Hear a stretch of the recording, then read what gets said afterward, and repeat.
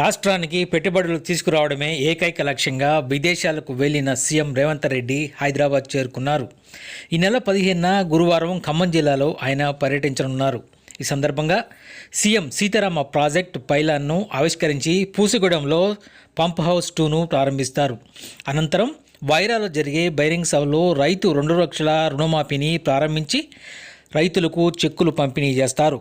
స్వతంత్ర దినోత్సవ వేడుకల్లో పాల్గొన్న తర్వాత ఆయన ఉదయం 45 హైదరాబాదులోని బేగంపేట విమానాశ్రయం నుంచి హెలికాప్టర్లో భద్రాద్రి కొత్తగూడెం జిల్లా ములకలపల్లి మండలం పూసిగూడెం గ్రామానికి సీఎం బయలుదేరతారు.